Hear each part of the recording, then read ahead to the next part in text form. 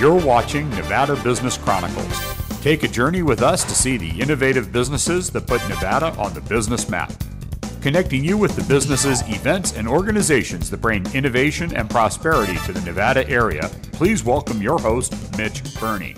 We are here at Nevada Business Chronicles World Headquarters with Annie Goni-Stewart, Executive Managing Director for eWomen Network.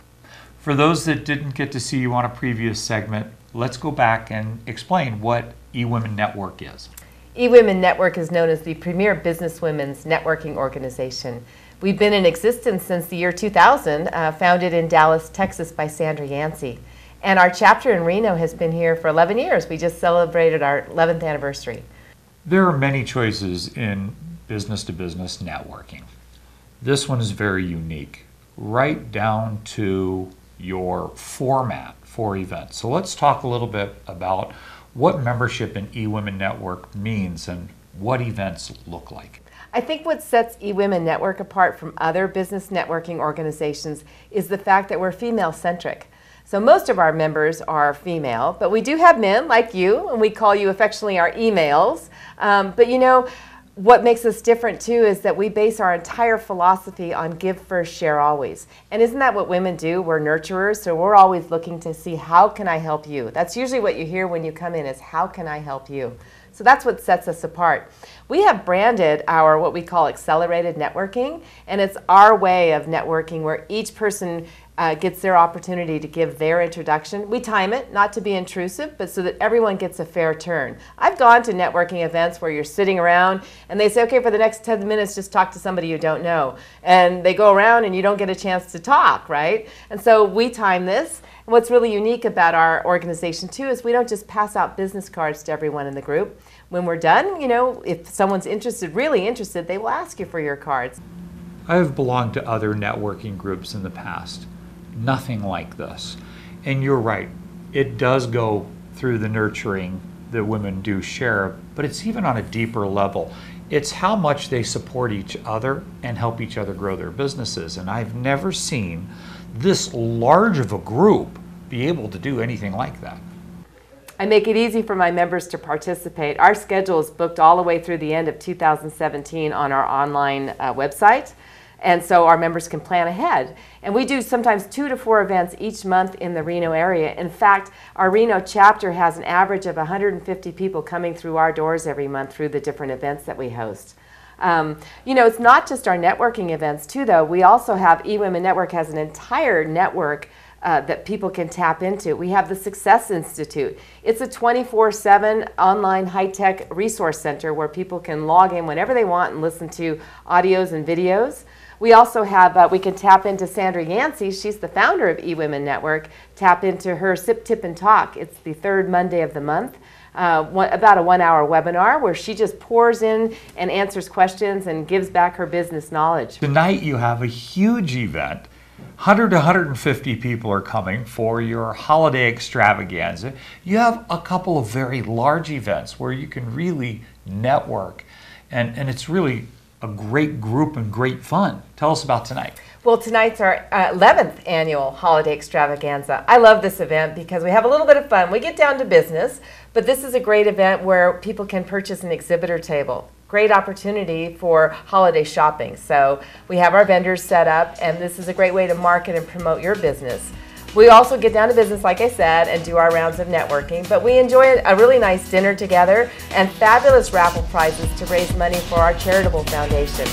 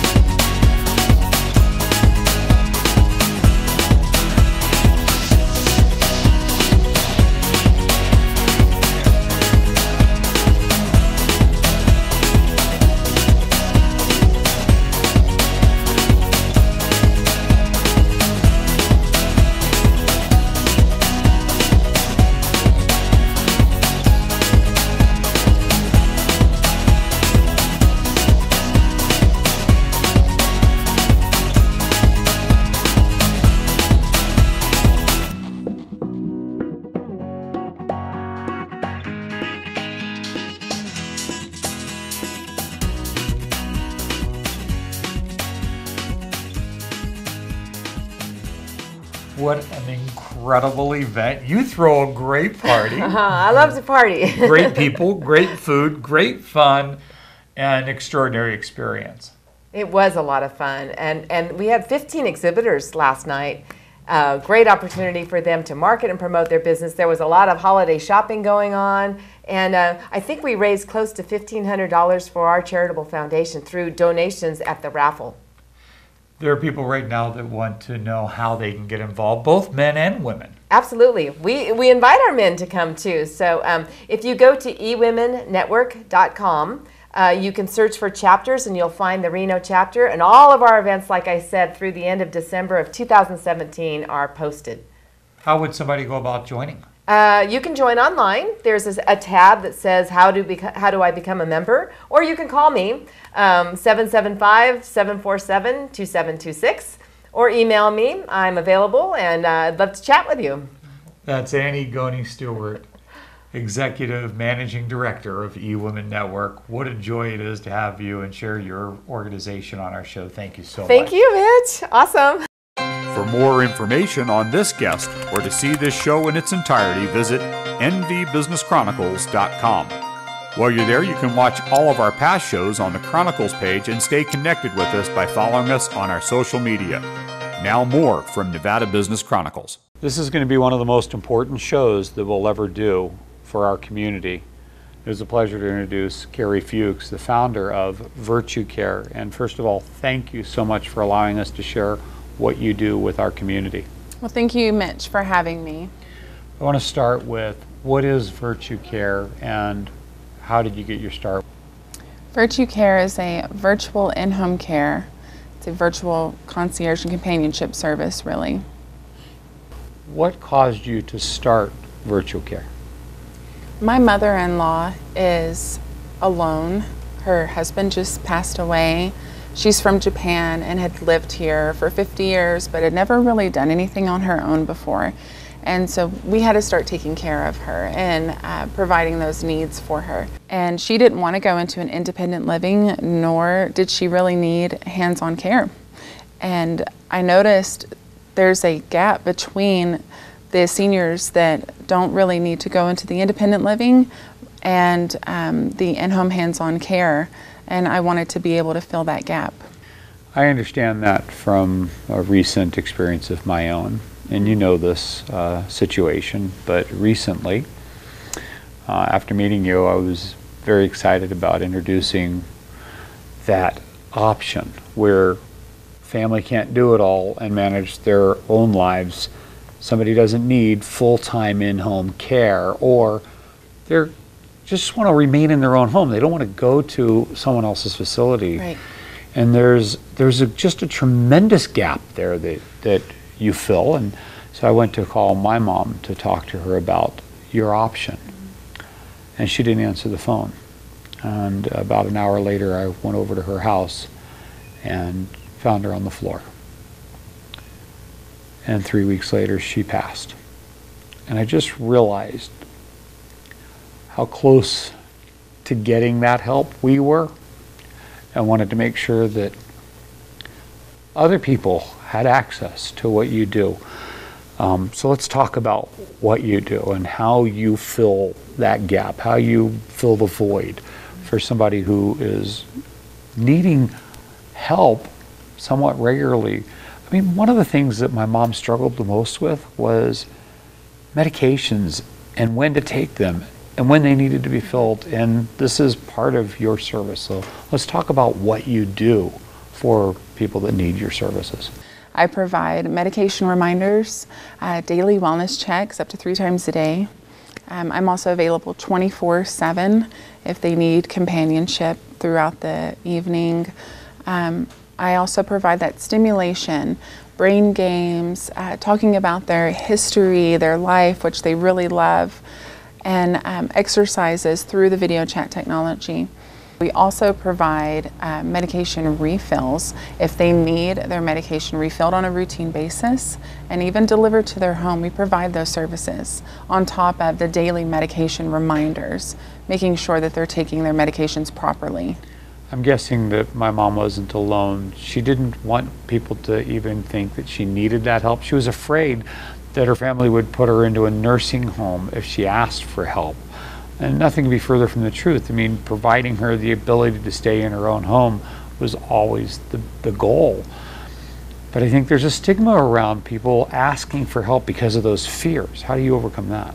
I provide those services privately for them if that's what they choose. Their family members, neighbors, no one has to know that they're actually getting these services.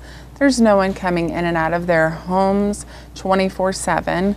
It's all done through technology and over the phone. So our professional team of virtual companions can be there 24/7 without anybody ever knowing that they're asking or they're needing that help.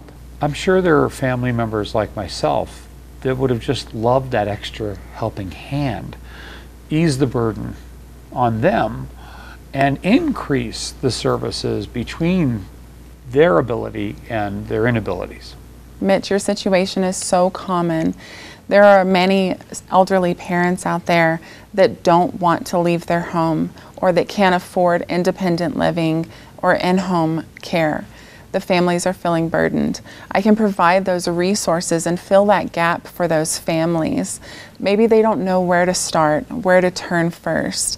I can show them what road to go down, what the first step is. The first step is just knowing that there's another resource out there, an absolutely beautiful benefit to a family member to, I think, between what they're capable of doing and what you do, to increase the value, the ability to take care of their family member, which is what they would want. But one of the interesting things is, as you mentioned, not at the expense of some of these privatized care. For what it costs for you for a daily cup of gourmet coffee, we can be there for you and we can be there for your loved one. I wished I met you one day sooner. I don't know what would have been possible for my mom, but I know that I don't want anyone else to wait one day to contact you. This is important.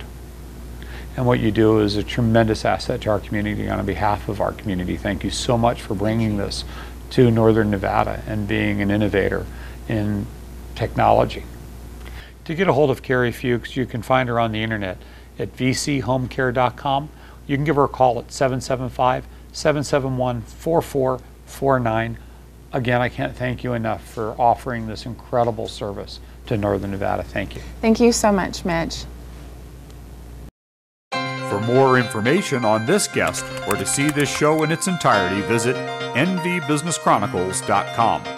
While you're there, you can watch all of our past shows on the Chronicles page and stay connected with us by following us on our social media. Now more from Nevada Business Chronicles. This incredible group of individuals with me today are all members of an extraordinary community organization called the 4Kids Foundation. What is the 4Kids Foundation? Who do they serve? And why did you form this organization? The 4Kids Foundation is a local nonprofit that was formed to identify and assist children in need when they couldn't get services anywhere else. So basically the kids who fall through the cracks. This is Paula Nielsen, the executive director of the 4Kids Foundation, extraordinary part of our community. And you were persuaded to become a part of this organization as executive director by your husband, Earl Nielsen. What is an executive director's responsibilities, and what is it that makes this so precious for our community? Well, my job as executive director is just about everything. I do the grant writing, fundraising, case management, special events, accounting. So just about anything that there is to do, I do it. The foundation is precious in that it provides children who have no other way of obtaining a need to obtain that need. We provide the funding for any need a child has. Now, I'm familiar with what you mean when you say any need, but this is one of the hardest parts of describing the work that 4Kids Foundation does. So do the best you can in explaining what any needs a child may have means that you provide funding for. Well, it is just that, any. We provide funding for eyeglasses, summer school fees. We do medications, we do medical procedures, we provide funding for swimming lessons or computers. Anything that will benefit a child, we will pay for as long as there isn't another organization or funding source to pay for it. That's absolutely incredible. I can't wait to introduce some of the board members for the 4Kids to our community as well. They're a great group. Thank you. This is Steve, Deidre, and Margaret, and I am Mitch. You know that already. And we are all board members for the 4Kids Foundation, all volunteers, not paid, for our service for our community of children. A couple of our board members couldn't be here today, and we want to give them a shout out for being a part of this extraordinary organization. And Steve, I'd like to start with you and ask you, what is it that caused you to want to get involved with the 4Kids Foundation, and tell us a little about who you are in our community. My name's Steve Harris. I'm a local attorney for over 40 years. This community has given me a lot, and I wanted to give back. And my primary focus is to help kids, young people. There's a lot of kids out in our community that have medical issues, dental issues, and we're here to try to satisfy those needs. This is Deidre, and you work professionally with children full-time and devote your time to the 4Kids Foundation.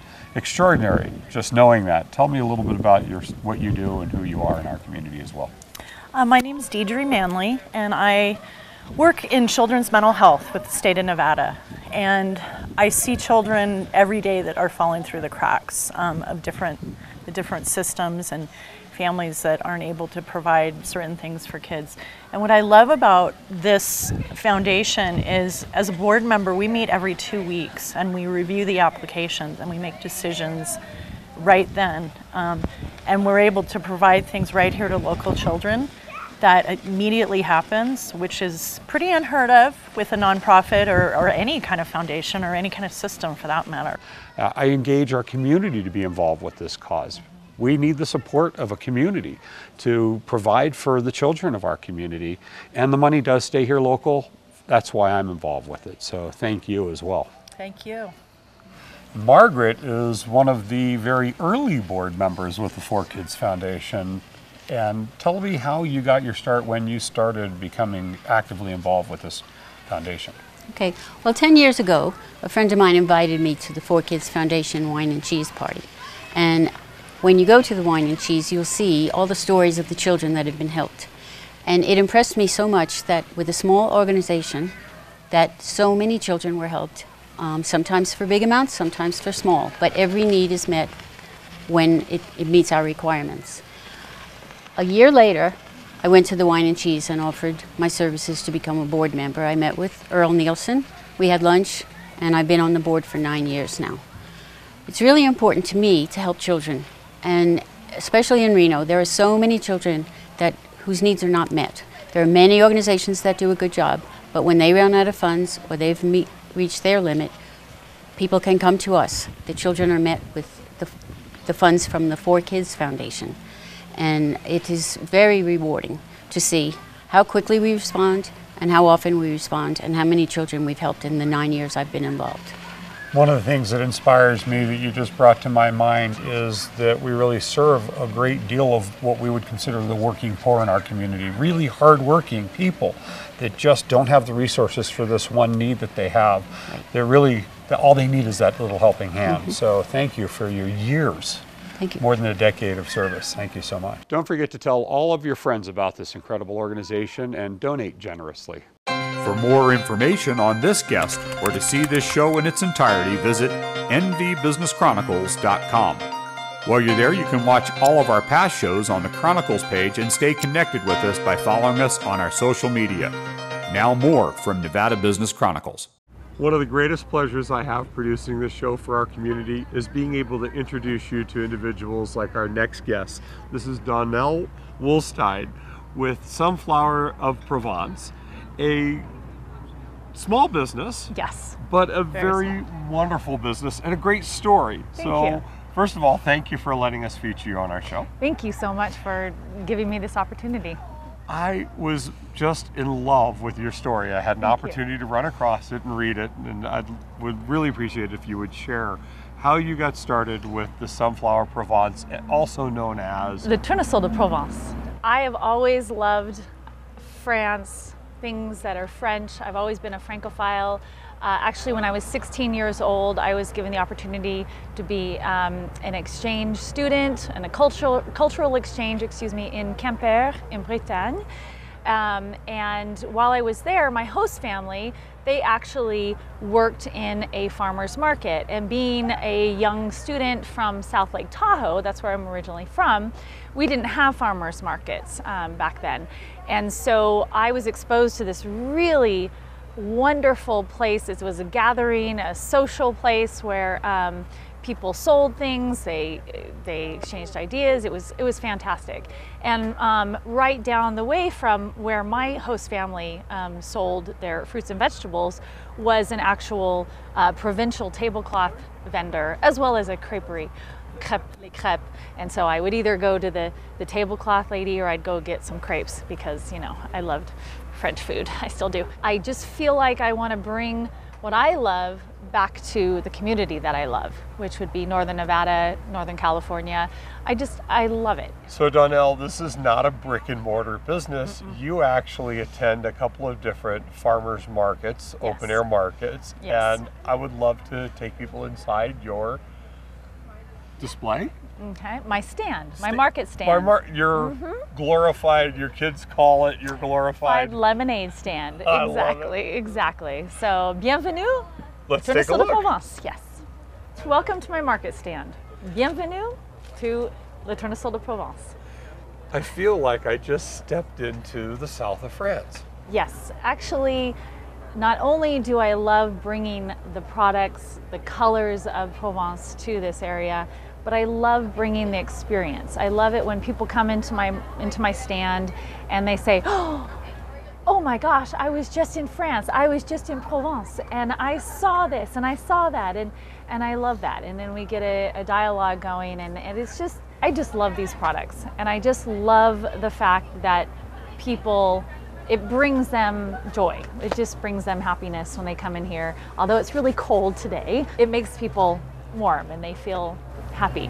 Well, let's show everybody the different products you carry here. Okay. So obviously my main staple are my tablecloths. I carry tablecloths that are the typical, they're like the Italian oilcloths. They're coated cotton, 100% cotton with a light acrylic coating on top, with all different beautiful colors, designs, typical of the south of France. And then I have my jacquards. They are a double woven cotton tablecloth. They've been treated with the Teflon treatment, so they resist stains. Things spill on them and they just bead and come right off.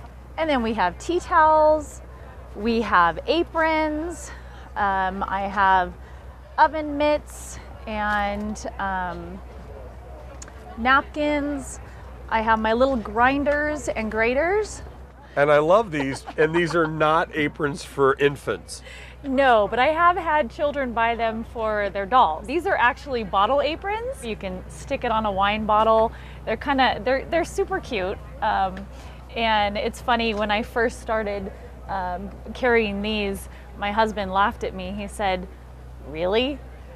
They were sold out within the first 2 weeks. They're fantastic. It was crazy. They're so fun. You wrap this around a bottle of wine, and then you have coasters that come with it. Yes. It's a great little touch to take to a dinner party. Yeah, it's fun. They're fun. And I always forget to bring a bottle to put them on to show. But then I've been known to drink wine in the back, so I can't bring the bottle anymore. Just kidding. Just kidding. I love the merchandise you carry here because this is stuff that you would not normally expect to see in an open air farmer's market. High quality salt grinders and high end sea salts. And now this changes the flavor of your cooking, and you just don't find this everywhere. Well, thank you. Yes. Well, actually, so to these, I carry an assortment of different styles and refillable grinders. I have sea salt, like you were talking about, peppercorn, and also herbe de Provence. You can see I have all different styles, and they're all hand painted and handcrafted in the south of France. They make a really fun statement and remind you, that I've been in France, or maybe I'm gonna go to France soon.